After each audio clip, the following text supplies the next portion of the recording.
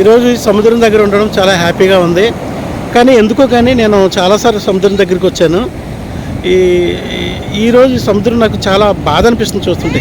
ఎందుకంటే చాలా బురదతోనూ నల్లగా వాటరు ఏదో కాలువలో నుండి నా బురద నీరు వచ్చి కలిసిన వాటర్ లాగా కనపడుతూ ఉందనమాట. నేను అడిగాను తమ్ముడిని, ఏంటి తమ్ముడు ఈ వాటర్ యాక్చువల్గా సముద్రం దగ్గరికి వస్తే స్నానం చేస్తే బాగుంటుంది అని అనిపిస్తుంది. ఇదిగో చాలామంది వచ్చారు ఇక్కడికి, కానీ వీరెవరు ఇప్పుడు స్నానం ఇట్లా దూరంగా నిలబడి చూస్తూ ఉన్నారు. చూడండి, ఎవరో ఇది ఇట్లాంటి చిన్న పిల్లలు, తెలియని పిల్లలు ఆ నీటిలో పొరులుతూ ఉన్నారు. ఈ పిల్లలు మా పిల్లలే. చూడండి, చాలామంది బయటే ఉన్నారు, సముద్రం నీటిలోకి వెళ్ళట్లేదు. ఏంటి అని తమ్ముడు పాస్టర్ జాషువా ప్రసాద్ గారిని అడిగినప్పుడు కొన్ని విషయాలు చెప్పారు. ఒకసారి ఆలోచించేద్దాం. దేవుని బిడ్డలారా, సేవకులారా, మనం చూస్తున్నటువంటి వాతావరణము లేకపోతే సముద్రము ఒకప్పుడు చాలా నిర్మానుష్యంగా, చాలా బ్లూ కలర్లో బ్లూయిష్గా ఉండేది.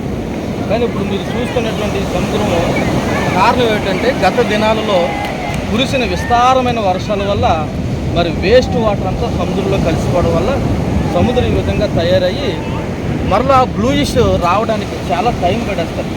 అయితే మనిషి యొక్క స్వార్థపూరితాల వల్ల చూడండి, ఇక్కడ చాలా మరి కొన్ని హ్యాచరీస్ వల్ల వేస్ట్ వాటర్ మనిషి స్వార్థం కొరకు పంపిస్తున్నా. ప్రకృతిలో కూడా చాలా మానవ స్వార్థాల వల్ల విస్తారమైన వర్షాలు కురిసి మరి సముద్రంలో నీరు ఇలా కలిసిపోయి ఈ విధంగా మరి ప్రజలకు ఆహ్లాదకరంగా ఉండవలసినటువంటి సముద్రము ఈరోజు ఎందుకు పనికి రాకుండా ఉన్నట్టు అయిపోయింది.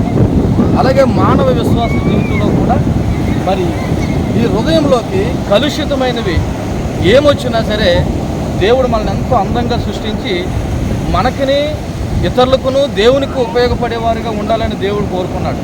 కానీ ఈ సముద్రంలో వ్యర్థాలు కలిసినట్టు మానవ జీవితాల్లో కూడా చాలా వ్యర్థాలు కలగడం వల్ల ఈరోజు విశ్వాసం కూడా ఎందుకు పనికి రాకుండా అయిపోతున్నాడు.